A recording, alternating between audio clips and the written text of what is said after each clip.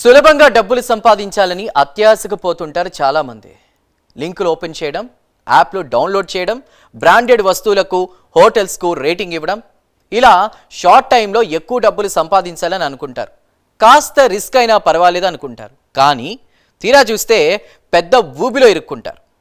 లక్షల డబ్బు అకౌంట్లలో నుంచి స్వాహా అయిన తర్వాత మోసపోయామని అర్థం చేసుకుంటారు. అచ్చం అలాగే జరిగింది హైదరాబాద్లో.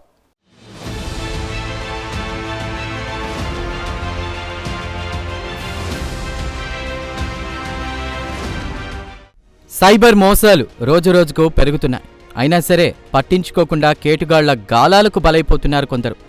అత్యాశకు పోయి డబ్బులను పోగొట్టుకుంటున్నారు. సాధారణ వ్యక్తుల నుంచి సాఫ్ట్వేర్ ఉద్యోగుల వరకు ఈ మోసాల బారిన పడుతున్నారు.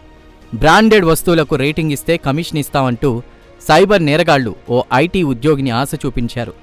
నమ్మిన ఉద్యోగి నిండా మునిగాడు. ఏకంగా 54,67,000 పోగొట్టుకున్నాడు ఆ సాఫ్ట్వేర్.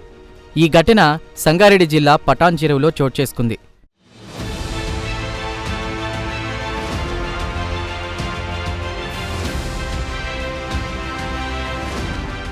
బాలానగర్ హెచ్సిఎల్లో ఉద్యోగిగా పనిచేస్తున్న సందీప్ రెడ్డి పటాన్ చెరువులోని ప్రణీత్ కాలనీలో ఉంటున్నారు. గత నెల 15న ఆయనకు టెలిగ్రామ్ ద్వారా ఓ మెసేజ్ వచ్చింది.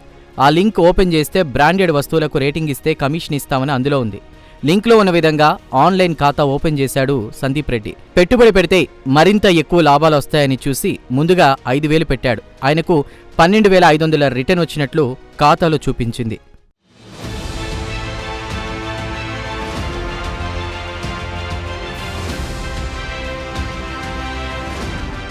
తర్వాత 59,800 పెడితే మరిన్ని లాభాలని రావడంతో అలాగే చేశాడు.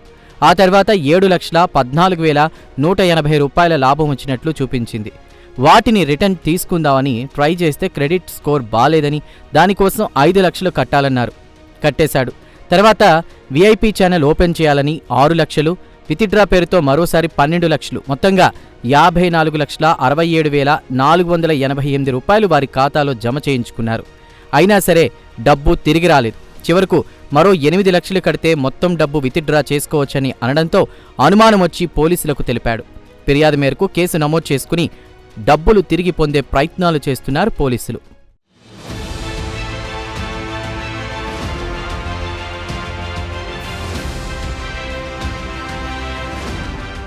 ఒకసారి డబ్బులొచ్చాయని పదే పదే వస్తాయి అనుకోవడం ఆయన చేసిన తప్పు.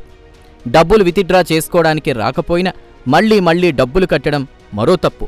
ఇలాంటి వారి వలలో చిక్కే ముందు ఆలోచించి నిర్ణయం తీసుకోవాలని హెచ్చరిస్తున్నారు పోలీసులు.